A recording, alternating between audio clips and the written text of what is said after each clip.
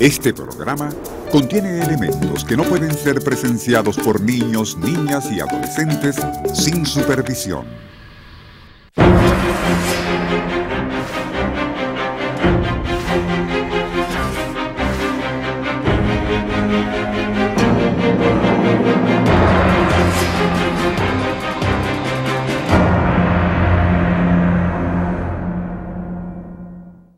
Aquí en Venezuela la historia renació, y renació antes de tiempo, renació Seimesina.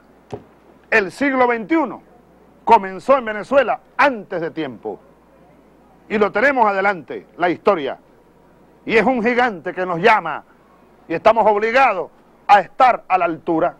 Tenemos un compromiso muy grande nosotros, por eso tenemos que ir adelante, siempre adelante. Nunca retardarnos, sino picar adelante.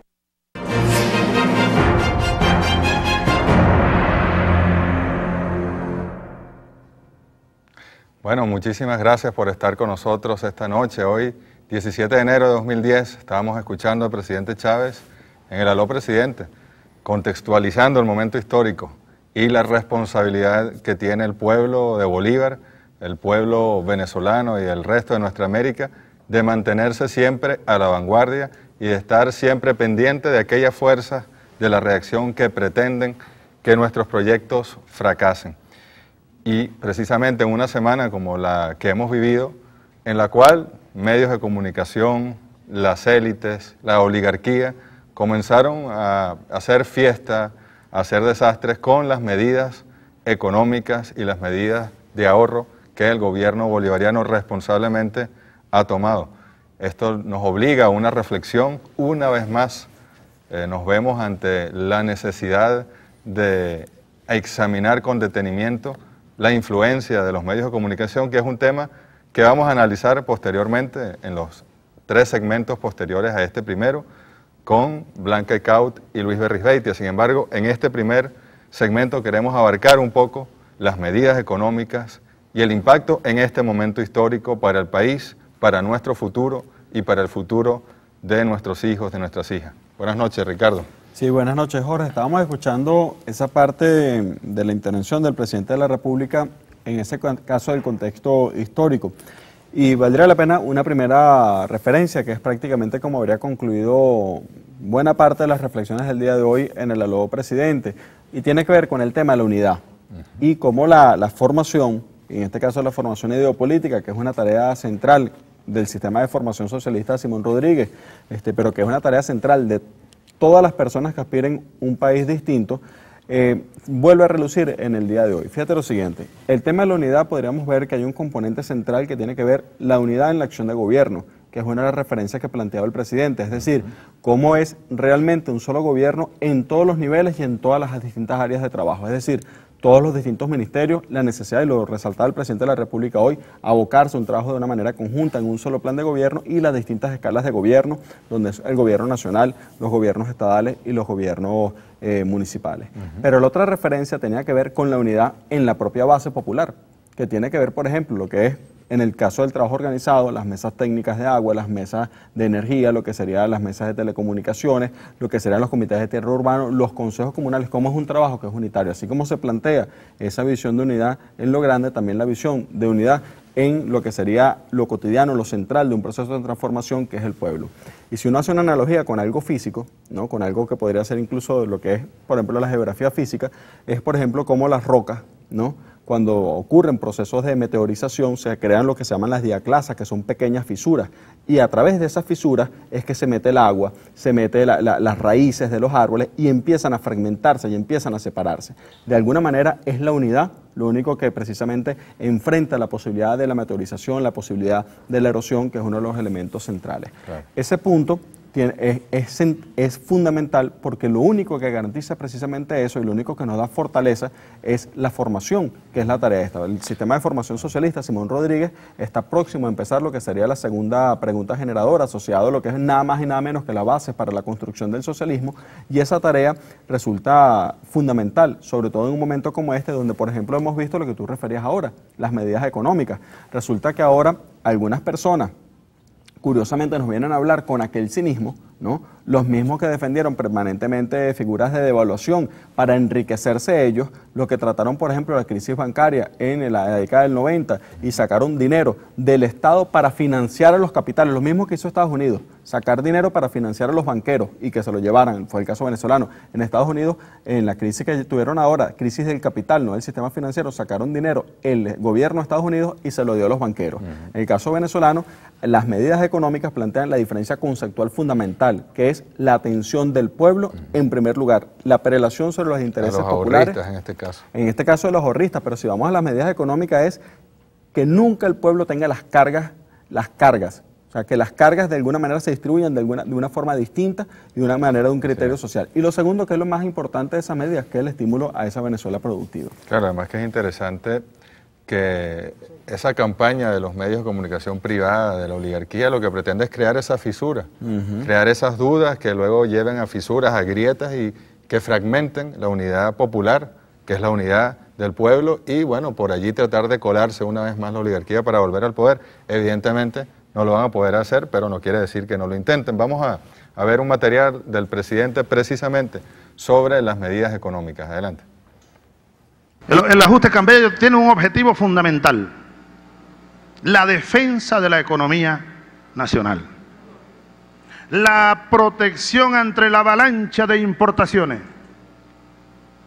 y además la promoción y el impulso, primero, a la sustitución de importaciones y luego, al mismo tiempo, más bien, el impulso, la promoción de las exportaciones.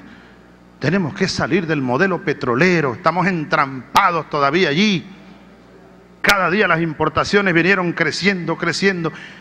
Con un dólar muy barato. Les pido ayuda a los diputados y diputadas, gobernadores, gobernadoras, para incentivar la sustitución de importaciones. En primer lugar, eso es lo más importante.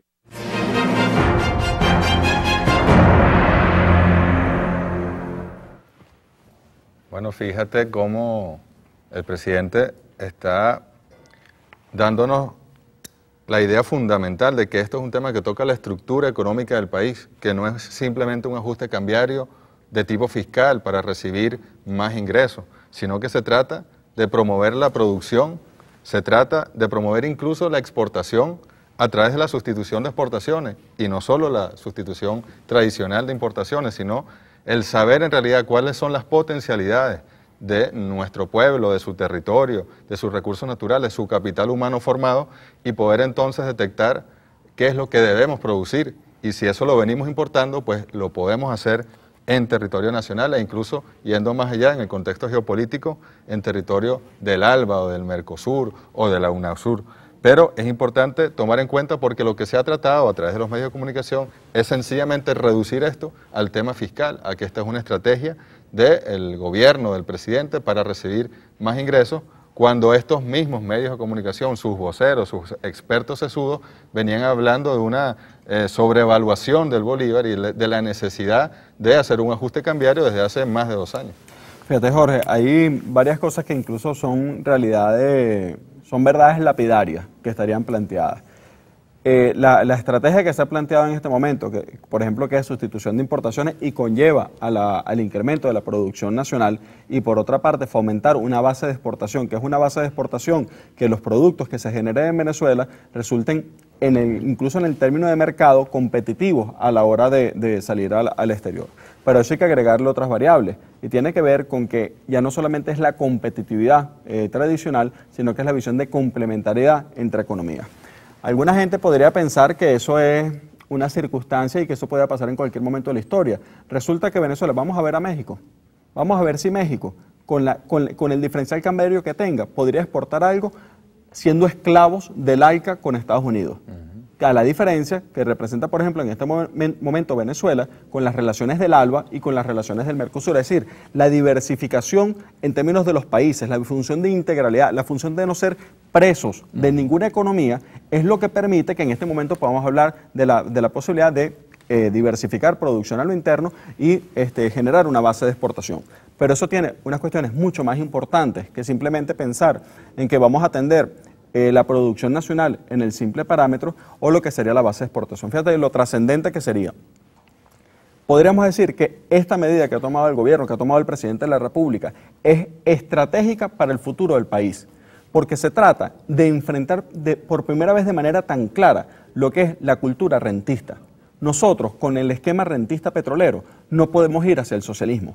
En la visión de vivir permanentemente del tema de la renta, de agarrar y pensar que nuestro último esquema de integración o de relaciones es a partir del ingreso petrolero y que solamente nosotros vamos a distribuir de una manera más equitativa los recursos, eso no termina de construir el socialismo. Claro. Lo que nos lleva a la construcción del socialismo es producir con las manos esa producción de nuestra riqueza, la producción de nuestros elementos y que venga de la mano precisamente esa labor de construcción de futuro. Pero hay otros aspectos adicionales que ahí se correlacionan. Tú decías uno es cuál es ese mapa de mercancías, pero no solamente de mercancías, no solamente es lo que podemos y tenemos capacidad de producir, lo que tenemos potencialidades, sino cuáles son nuestras necesidades. Que es decir, no es en función del mercado que se orienta la producción, sino que es en función de la necesidad del ser humano. El presidente de la República ha sido insistente en esta semana, pero más o menos las últimas 2 semanas, en unos desafíos adicionales, que es cambiar incluso las relaciones de producción asociadas en las zonas normalmente asociadas a la marginación dentro de las ciudades.